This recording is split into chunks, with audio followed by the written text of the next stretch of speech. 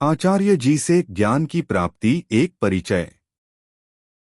बचपन में पाठशाला में एक कहानी पढ़ी थी और गुरुजी ने भी वह कहानी कई बार हम सभी विद्यार्थियों को सुनाई भी थी। सभी विद्यार्थियों को वह कथा अच्छे से रट गई थी। गुरुजी जब भी हमसे पूछते, हम रटे रटाए जवाब दे देते और प्रसन्न होते कि हमने बिल्कुल ठीक उत्तर दिए हैं।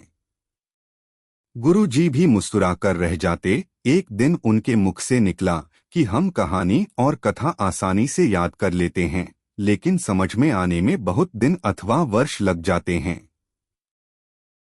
यह सच है। उस कहानी का अर्थ मुझे भी लगभग 30 साल बाद पता चला। कथा इस प्रकार है। एक बार आचार्य द्रोण ने अपने शिष्यों से बोला कि अगले दिन अभ्यास पुस्तिका से क्रोध नहीं करना चाहिए का पाठ याद करके आना। आचार्य ने सब बच्चों से एक एक कर पूछा। सबने बताया कि उन्होंने पाठ याद कर लिया है, लेकिन युधिष्ठिर ने बोला, गुरुजी मैं वह पाठ याद नहीं रख पाया। आचार्य जी रोज पूछते, युधिष्ठिर बार बार यही बोलते कि मुझे वह पाठ याद नहीं हो पाया।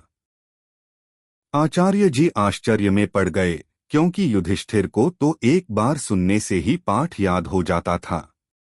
आचार्य जी ने पूछा, आज पाठ कैसे याद नहीं हुआ? युधिष्ठिर ने बताया, कल रात्रि को ही मैंने भीम को गुस्से में डांट दिया था कि वह सहदेव को तंग न करे। अब बताओ गुरुजी, मैं कैसे बोलूं कि मुझे क्रोध नहीं करना चाहिए, पाठ याद हो गया है। बाकी शिष्यों के लिए मात्र शब्दों को याद कर लेना ही ज्ञान था और युधिष्ठिर के लिए ज्ञान का अर्थ गहरा था। यह सुनकर आचार्य द्रोण ने युधिष्ठिर को गले लगा लिया। उनको भी मालूम चल गया था कि शब्दों को याद कर लेना और शब्दों को ज्ञान सहित अपने जीवन में उतार लेने में कितना अंतर होता है। और इस तरह का कोई शिष्य किसी गुरु के पास हो, ऐसा हो पाना विलक्षण और दुर्लभ ही है। एक सामान्य बात है कि कथा, कहानी, सिनेमा, नाटक आदि देखकर सभी बहुत प्रसन्न होते हैं। समस्त दृष्टाजन एकाग्र होकर सिनेमा, नाटक आदि देखते हैं और इसका आनंद उठाते हैं। गुरुजी, पिताजी आदि से ज्ञान ग्रहण करने में न तो आनंद का अनुभव होता है और न ही एकाग्रता से ज्ञान ग्रहण हो पाता है। इन दोनों सिनेमा और गुरुजी के ज्ञान में बहुत अंतर है। सिनेमा से तो हमें आनंद की प्राप्ति होती है, वह हमको यथार्थ से दूर रखता है, और दूसरी तरफ गुरुजी का ज्ञान हमसे मेहनत और अभ्यास की अपेक्षा रखता है। दिव्या ज्ञान प्राप्ति के लिए तो यह और भी कठिन है, क्योंकि दिव्या ज्ञान न तो पढ़कर, न तर्क से, न याद कर, न सुन कर आता है, और न ही वह आसानी से जीव के हृदय में स्थिर हो पाता है। वह पुरुष अर्थात जीव, जिसके पास 4 मूल गुण और षड संपत्ति हो, वही ज्ञान का अधिकारी माना जाता है। 4 मूल गुण इस तरह हैं। 1. शुभेच्छा, ईश्वर प्राप्ति की इच्छा। 2. विवेक, सत और असत में भेद करने की क्षमता। 3. वैराग्य, सांसारिक बंधनों से विरक्ति। 4. मुमुक्षुता, ईश्वर के ज्ञान के लिए अत्यधिक पिपासा। षड संपत्ति इस तरह हैं। 1. शम, मन को इंद्रियों के विषयों से दूर रखना और शांत रखना। 2. दम, इंद्रियों को विषयों से दूर रखना। 3. उपरति, सांसारिक सुखों और भोगों से पूर्ण तृप्ति की उनके बारे में सोच कर ही कह आ जाए। 4. तितिक्षा, सर्दी, गर्मी, भूख, प्यास आदि को सहन करना। 5. श्रद्धा, ईश्वर या गुरु में विश्वास रखना। 6. समाधान, संतोष की भावना रखना। ऐसे दिव्य ज्ञान के अधिकारी को हंस भी कहा जाता है, और ऐसा पुरुष यदि कोटि कोटि में एक भी मिल जाए तो सौभाग्य ही माना जाएगा। कई श्रेष्ठ आचार्यों के अनुसार ऐसे दिव्य ज्ञान के अधिकारी गहन चिंतन करने वाले, एकाकी जीवन में आनंद का अनुभव करने वाले होते हैं। अधिकतर वैज्ञानिक, चिकित्सक, श्रेष्ठ गणितज्ञ, न्यायाधीश, निरंतर जिज्ञासु, कोमल हृदय, शांत लोग ही इस दिव्य ज्ञान की तरफ आकर्षित होते हैं। इस तरह के ज्ञानी जनों को हंस कहा जाता है और दिव्य ज्ञान के प्रति उनका आकर्षण नैसर्गिक होता है और उनको दिव्य ज्ञान से ही संतुष्टि मिलती है। ऐसे ज्ञानी जन हंस दुर्लभ होते हैं। दिव्य ज्ञान के अधिकारियों अर्थात हंसों में भी सभी इस ज्ञान को ग्रहण करने में समर्थ नहीं हो पाते। श्रुति कहती है कि हंसों में से भी बहुत कम ही ज्ञान को ग्रहण कर पाते हैं, अर्थात अपने चित्त में इस ज्ञान को स्थिर रख पाते हैं। ऐसे समर्थ सफल हंसों को परमहंस कहते हैं। जगत गुरुओं का मानना है कि पूरी पृथ्वी में अर्थात यदि संपूर्ण जनसंख्या में यदि 8 परमहंस भी मिल जाएं, इसमें भी उनको शंका अथवा संशय है। कठोपनिषद में प्रभु धर्मराज यम ने नचिकेता से यही आश्चर्यचकित होकर कहा था कि ऐसा शिष्य जो ज्ञान ग्रहण कर सके दुर्लभ है। देवता भी ऐसे शिष्य को पाने के लिए बहुत लालायित रहते हैं और लगातार ऐसा शिष्य खोजते हैं। नचिकेता, मेरा सौभाग्य है कि मुझे तुम शिष्य के रूप में प्राप्त हुए। इस दिव्य ब्रह्मा ज्ञान को ग्रहण करने के पश्चात यदि कोई परमहंस उसका बोध कर सके, वह तो साक्षात परमात्मा के तुल्य ही माना जाएगा। हम सभी में प्राकृतिक रूप से सांसारिक ज्ञान सहेजने या सांसारिक ज्ञान ग्रहण करने, संचय करने और ज्ञान की इच्छा रखने वाले व्यक्ति को ज्ञान देने की पूरी क्षमता होती है। अपने जन्मे देश और काल में हमको इस जीवन में अनन्य ज्ञान की प्राप्ति हुई है, जिसे हमने अपने प्राकृतिक प्रतिभा, वातावरण, जीवन शैली के कारण प्राप्त किया है। हमारे सभी विचार और ज्ञान ग्रहण करने की क्षमता और उत्कृष्टता हमारी प्रवृत्ति और प्रकृति पर निर्भर करती है। हम कैसे और किस परिप्रेक्ष्य में ज्ञान को अपने जीवन से उतारते हैं, अर्थात अपने विचारों का एक प्रमुख कोश बनाते हैं जो जीवन पर्यंत हमारे निर्णयों को प्रभावित या नियंत्रित करता है, वही हमारे सामाजिक परिचय का भी हिस्सा होता है। जैसे दुष्ट व्यक्ति लगातार उस तरह के ज्ञान को ग्रहण करता है जिससे वह किसी दूसरे को मानसिक या शारीरिक रूप से प्रताड़ित कर सके, और साधु ऐसे ज्ञान को ग्रहण करता है कि कैसे किसी के दुख को निवारण करे। जगत में हम सभी 2 प्रकार के ज्ञान को ग्रहण करते हैं। एक, जो ज्ञान हम गुरुकुल, पाठशाला आदि में जाकर बार बार आवृत्ति कर शिक्षक से प्राप्त करते हैं और उसी से हमारी जीविका आदि निर्धारित होती है। 2, जो हम अपने जीवन की पथ पर चलते हुए अपने अनुभव से प्राप्त करते हैं। यह अनुभव वाद विवाद, असफलताओं, दुख आदि के बाद ही प्राप्त होता है। इसे अप्रोक्ष व प्रत्यक्ष ज्ञान भी कहते हैं और यह जीवन भर अकाट्य रूप से स्मृति में जागृत अवस्था में सक्रिय रहता है और हमारे व्यक्तित्व का परिचायक भी होता है। इसी दृढ़ ज्ञान का अंश हमारे चित्त में भी प्रवेश कर जाता है।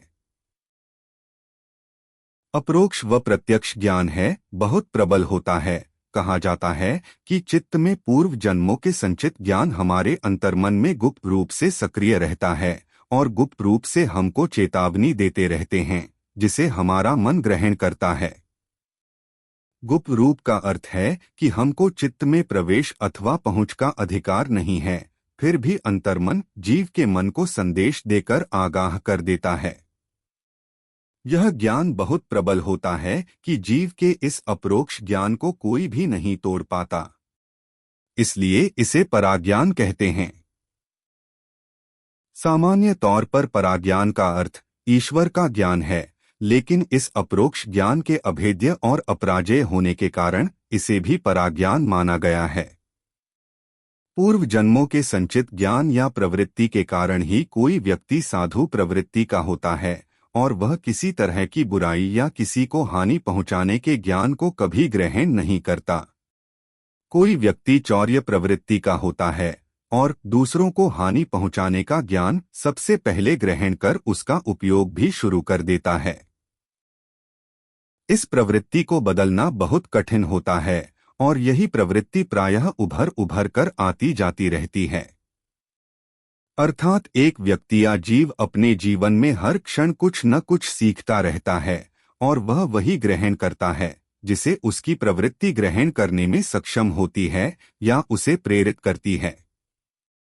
वह अलग तरह की शिक्षा ग्रहण करने में अपने को असमर्थ पाता है क्योंकि वह ज्ञान उस जीव की मूल प्रवृत्ति के विपरीत होता है और उस तरह का ज्ञान वह अनमने मन से प्राप्त करने कोशिश करता है और ज्ञान प्राप्ति भी आधे अधूरे ढंग से ही होती है। अर्थात पूर्ण रूप से उसकी प्राप्ति नहीं होती, केवल शब्द ही रटे जा सकते हैं। यदि किसी मनुज ने एक धारणा बना ली हो या उसके अनुभव से कोई रास्ता या अर्थ या ज्ञान सही है तो उसे अन्यथा करना अर्थात उसके विपरीत उसे समझा पाना किसी भी साधारण गुरु या व्यक्ति के लिए संभव नहीं हो पाता है। उदाहरणतः किसी को लगातार सभी से धोखा या दुहक मिला हो तो वह किसी पर भी विश्वास नहीं करता। केवल कोई ज्ञानी गुरु द्वारा ही यह भेदा जा सकता है अथवा कोई गुरु ही उसकी इस धारणा को थोड़ा कम कर सकता है। सामान्य तौर पर पाठशाला आदि में तो कई विद्यार्थियों का एक ही गुरु होता है, लेकिन दिव्य ज्ञान के लिए कई जीवों एक ही गुरु नहीं हो सकता है। जिस तरह हर जीव की प्रवृत्ति अलग अलग है, ठीक उसी तरह उसका गुरु जो उसे उसकी प्रवृत्ति को ध्यान में रखकर ज्ञान दे सके वह गुरु भी अलग ही होगा। अप्रोक्ष ज्ञान अथवा प्रत्यक्ष विशेष ज्ञान का अर्थ है जो केवल बहुत स्वच्छ और सटीक प्रमाण के द्वारा सिद्ध किया हुआ हो। जैसे एक रासायनिक प्रयोगशाला में एक शिक्षक प्रयोग दिखाकर यह सिद्ध करता है कि एक अम्ल और जस्ते को मिलाकर एक ज्वलनशील वायु उत्पन्न होती है और वह शिक्षक उस प्रयोग में अग्नि का प्रयोग कर उस वायु होने का प्रमाण देता है। यह ज्ञान सभी विद्यार्थियों को अप्रोक्ष व प्रत्यक्ष रूप से प्राप्त हो जाता है जिसे वे कभी नहीं भूल पाते और उनके इस ज्ञान को कोई अन्यथा नहीं कर सकता। अर्थात एक साधारण ढंग या वार्तालाप और ग्रंथों से किसी की भी धारणा को तोड़ा नहीं जा सकता है और शब्दों के माध्यम से प्रत्यक्ष अथवा अप्रोक्ष ज्ञान नहीं दिया जा सकता। किसी एक बिंदु पर कई सुझाव हो सकते हैं और सभी सुझाव अपने अपने स्थान पर सटीक और श्रेष्ठ होते हैं, भले ही वही सुझाव किसी अन्य सुझाव को बिल्कुल विपरीत हो। एक सामान्य धारणा है कि किसी भी प्रतिभावान बालक को अधिक देखभाल की जरूरत नहीं होती, उसे अपने आप पढ़ने और रहने दिया जाना चाहिए, जिससे उसकी प्रतिभा नैसर्गिक रूप से खिल सके।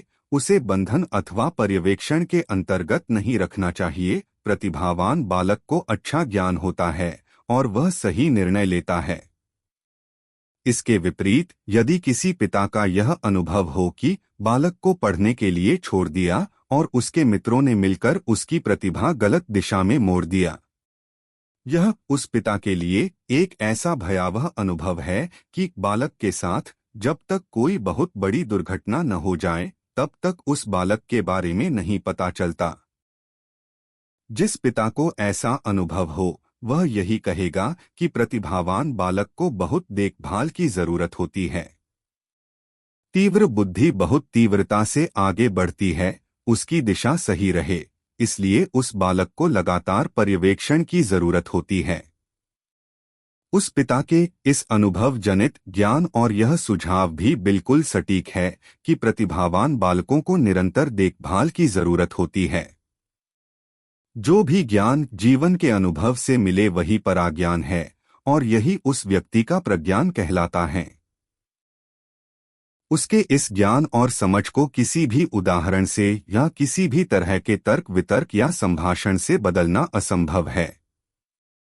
अर्थात जब भी किसी चिंतन या दर्शन फिलॉसफी का अर्थ किसी भी व्यक्ति ने अपने अनुभव या अपने चिंतन से बना लिया है तो उसे भेदा या बदला नहीं जा सकता। वह एक अर्जित प्रज्ञान है जिसे उस व्यक्ति ने अपने अर्जित सांसारिक ज्ञान की कसौटी में कसकर धारण किया है। उस व्यक्ति को यदि अपने प्रज्ञान से अलग व्याख्या मिलेगी तो भी उस नई व्याख्या को उस व्यक्ति की उसी प्रज्ञान की कसौटी में कस कर गुजरना पड़ेगा, और वह नई व्याख्या उसकी अर्जित कसौटी को आसानी से पार नहीं कर पाएगी। हर जीव का अपना प्रज्ञान होता है, इस प्रज्ञान को भेदना लगभग असंभव है। यही कारण है कि किसी दूसरे को अपना ज्ञान देने अथवा किसी दूसरे से उसका ज्ञान लेने में कोई भी पूरी तरह कभी सक्षम नहीं होता। यदि वह किसी दूसरे का ज्ञान ग्रहण कर भी ले तो भी ग्रहण किया ज्ञान वैसा नहीं होगा जैसा कि वाचक ने दिया है। वह केवल वाचक के शब्दों को ही ग्रहण कर पाएगा, उन शब्दों के साथ लिपटे हुए ज्ञान व अनुभव को ग्रहण करने में लगभग असमर्थ होगा, बल्कि वह अपना ज्ञान ही उन शब्दों में घोलकर ग्रहण कर लेगा। महाभारत में सर्वश्रेष्ठ धनुर्धर महारथी अर्जुन, जो कि स्वयं देवताओं के राजा इंद्र जी के पुत्र थे, जो अपने काम वैराग्य को इंद्र की सभा में प्रदर्शित कर चुके थे, वह अपने एक धर्मज्ञानी ऋषि सरीखे भ्राता युधिष्ठिर के सानिध्य में रहकर विवेक ज्ञान प्राप्त करते थे। विवेक यानी अच्छा बुरा क्या होता है, पाप पुण्य क्या होता है, संसार में क्या अच्छा है, क्या अच्छे कर्म हैं, आदि आदि। अर्जुन ने अकेले ही कई युद्धों और राज्यों को अपने पराक्रम से को हराया और समस्त शत्रुओं का पूर्ण समर्पण करवाया, अन्यथा उनका वध किया और शत्रु राज्य या संपदा पर विजय प्राप्ति की।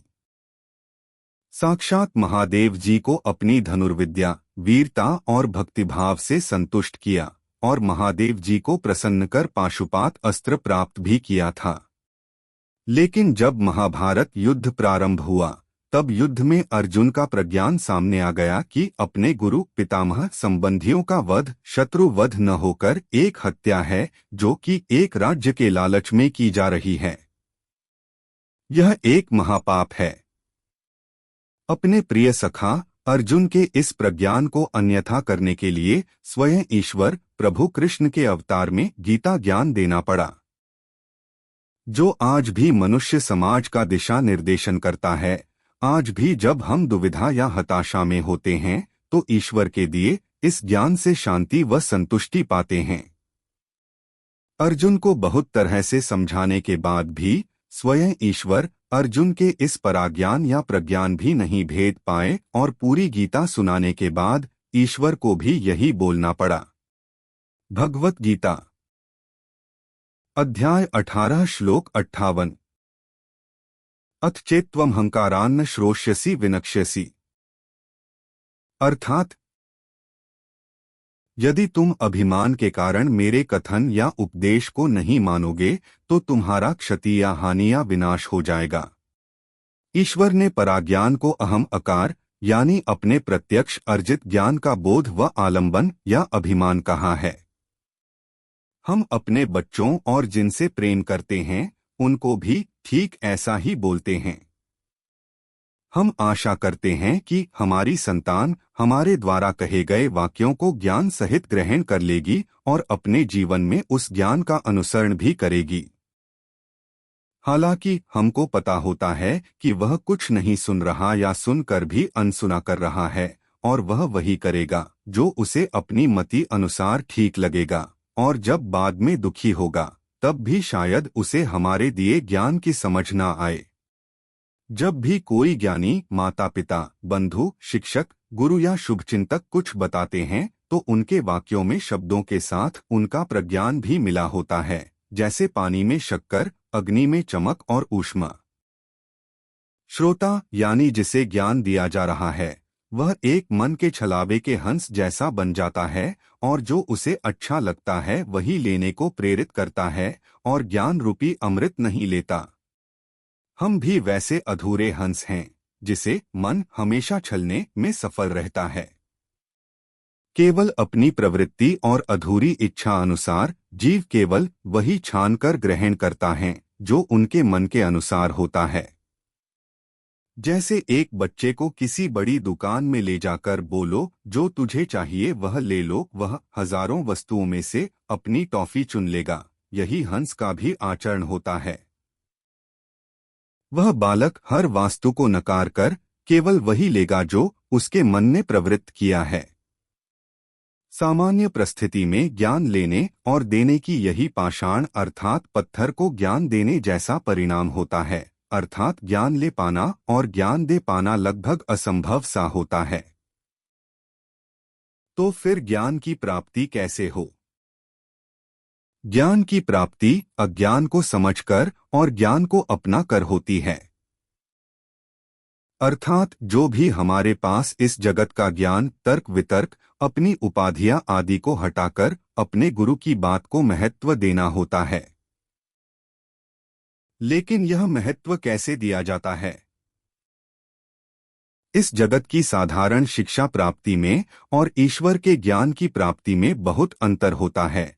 यह पूरी तरह एक दूसरे के विरोधी होते हैं। दिव्या की ज्ञान प्राप्ति में अपनी शिक्षा या अपने प्रज्ञान से केवल उन्हीं तत्वों को लेना होता है जो गुरु जी के कही बात का समर्थन करे या उन्हीं तर्कों को ग्रहण करे और अन्य विरोधी तर्कों को मन से पूरी तरह हटा दें। आचार्य जी के द्वारा दिए ज्ञान पर लगातार चिंतन मनन और स्वाध्ययन करें ताकि आचार्य जी द्वारा दिया गया ज्ञान पूरी तरह पुष्ट और हृदय में प्रकाशित हो जाए। यह साधक से बहुत परिश्रम और सतत चिंतन की अपेक्षा व अनिवार्यता होती है, क्योंकि साधक का मन शिक्षा व प्रज्ञा दिव्य ज्ञान को मन में बिठाने को लगातार चुनौती देते हैं। इसमें सफलता तभी संभव है जब साधक की अपने गुरु पर पूर्ण निष्ठा है। ईश्वर और गुरु कृपा से ही साधक ऐसा कर पाने में सफल रहता है। बिना किसी गुरु के वह इस मार्ग की पहचान भी नहीं कर सकता, और यदि मार्ग की पहचान हो भी जाए तो प्रारंभ कैसे करें यह जान लेना अत्यंत कठिन होता है। आचार्य जी को भी चाहिए कि वह साधक की प्रज्ञा अनुसार ही अपने ज्ञान को उचित दृष्टांतों के साथ कहे ताकि साधक के पास वह ज्ञान सफलता और सरलता से पहुंच सके। मेरी सभी साधकों को शुभकामनाएं। मन्नाचार्य, ऋषिकेश।